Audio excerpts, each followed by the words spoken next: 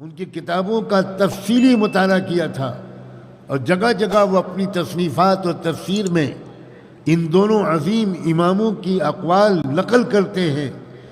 شیخ جمال الدین نے لکھا ہے وَلَا تَبَرَّجْنَ تَبَرُّجَ الْجَاهِلِيَّةِ الْأُولَى، اس کی تشریح میں وَنَحْنُ فِي أَيَّامِنَا هَذِهِ نَعِيشُ الْجَاهِلِيَّةَ الْأُخْرَى، ہم اس دور میں دوسری والی جاہلیت میں جی رہے ہیں۔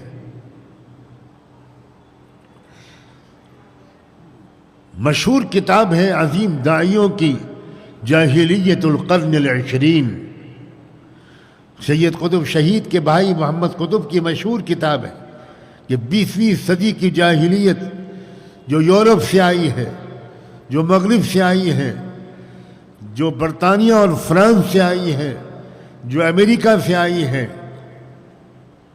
اور نہایت دکھ کی بات ہے کہ ہمارا ملک جس کی پراچین سنسکرتی بڑی زبردست ہے، جس کے پاس ایک قدیم تاریخ ہے، جس کے پاس سماجی ویلیوز ہوا کرتی تھی، جس کی کوئی عورت اور لڑکی گھونگھٹ کے بغیر باہر نہیں نکلتی تھی، بہو بھی اپنے سسر کے سامنے گھونگھٹ نکالے بغیر نہیں جاتی تھی، اس ملک نے سیاسی آزادی لوگوں کے کہنے کے مطابق تو حاصل کی، مگر سیاسی آزادی کے ساتھ اسی ملک نے یعنی ہمارے وطن نے فکری اور تہذیبی غلامی قبول کر لی۔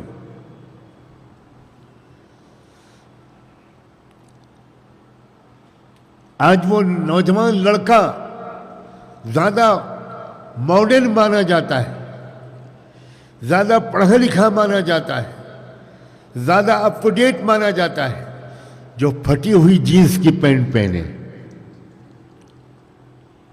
میری سمجھ میں آج تک نہیں آیا، شاید بھوپال والے مجھے سمجھانے میں کامیاب ہوں کہ یہ پھٹی ہوئی پینٹ کا کیا مطلب ہے؟ آپ یتیم ہیں، آپ فقیر ہیں، آپ غریبوں کی اولاد ہیں، گھٹنے پر سے آپ کی پینٹ پھٹی ہوئی دیکھ کر جی چاہتا ہے مسجد میں کھڑے ہو کے اعلان کریں 2 روپے دے دو، کم سے کم پینٹ سلوا دیں۔ لا حول ولا قوت الا باللہ۔ What's wrong with your mental condition, oh my gentlemen؟ کیا ہوا ہے تم کو؟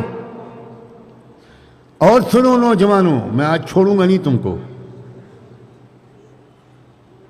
تم اپنی جینس کی pant per لکھواتے who I love you, اور کہاں پہ لکھواتے ہو؟ میں نے بتاؤں یہ تم بتاؤ گے؟ پیچھے لکھواتے ہو آئی لو یو۔ میرا خیال میں بھوپال کا گدھا بھی پیچھے آئی لو یو لکھوانا پسند نہیں کرے گا۔ اگر کوئی آئی لو یو لکھنے آئے گا تو وہ اپنا سر جھکائے گا کہ یہاں پر لکھ دو آئی لو یو، تمہارا دماغ خراب ہے؟ اس گندی جگہ پر لکھ رہے ہو آئی لو یو؟ کیا تمہارا انتخاب ہے؟ کیا تمہارا سلیکشن ہے؟ کیا تمہارا ذوق ہے؟ مگر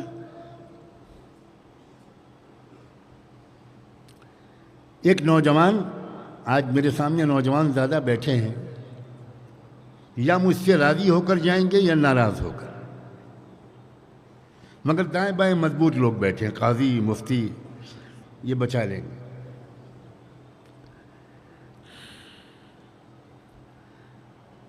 لکھنؤ کے ریلوے اسٹیشن کے ٹی اسٹال پر، کافی کے اسٹال پر ایک نوجوان لڑکا کافی پی رہا تھا، اس کے بغل میں ایک انگریز بھی کھڑا ہوا کافی پی رہا تھا۔ غلطی سے برف کا ایک ٹکڑا اس انگریز کی کافی کے کپ میں گر پڑا تو وہ انڈین نوجوان نے کنکھیوں سے دیکھا اور یہ سمجھا کہ فیشن بدل گیا ہے، اب کافی میں برف ڈال کے پینا ہی فیشن ہے۔ اس نے اپنا بھی کپ بڑھا دیا، کہا بھائی صاحب ایک برف کا ٹکڑا اس میں بھی ڈال دیجیے۔ یہ غلامی۔ ہمارے مدارس کو اور اساتذہ کو اور علماء کو اللہ جنت نصیب کرے، انہوں نے ہمیں اس غلامی سے آزاد کر دیا۔ موسم کے لحاظ سے جو لباس تم کو مناسب لگے وہ پہنو، تہذیب کے لحاظ سے جو لباس تم کو مناسب لگے وہ پہنو، اخلاقی قدروں کے لحاظ سے جو مناسب لگے وہ پہنو۔ کسی فلمی اداکار کا ناخن بڑھ گیا، ہو سکتا ہے نیل کٹر کھو گیا ہو اور وہ بیچارہ غریب ہو، 5 روپے کا نیل کٹر خرید نہ سکا ہو، بھوپال کے سخیوں کو خبر ملتی تو وہ چندہ کر کے نیل کٹر دے دیتے۔ جب ناخن بڑھا ہوا دیکھا کسی فلم میں نوجوانوں نے تو انہوں نے بھی اپنا ناخن بڑھا لیا۔ یہ کیا غلامی ہے؟ یہ غلامیاں ہیں جن سے آزادی دلانے آئے تھے محمد الرسول اللہ۔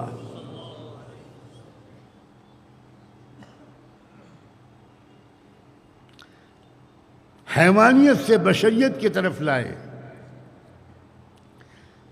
جانوروں کی زندگی کو اٹھا کر اس معاشرے کو جہاں واقعی جانور بھی انسان سے شرما جائیں، کبھی کوئی جانور اپنی ماں کے ساتھ بدتمیزی نہیں کرتا،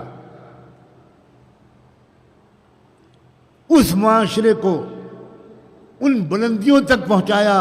لاکھوں درود و سلام ہوں میرے آقا محمد مصطفیٰ صلی اللہ علیہ وآلہ وسلم نے، جو اس سے زیادہ پاکیزہ، اس سے زیادہ مہذب، اس سے زیادہ ترقی پسند، اس سے زیادہ ترقی یافتہ، اس سے زیادہ تعلیم یافتہ، اس سے زیادہ ڈسپلن، اس سے زیادہ متحد، اس سے زیادہ انصاف پسند کوئی معاشرہ آسمان کی آنکھوں نے نہ اس سے پہلے دیکھا تھا نہ اس کے بعد دیکھا ہے۔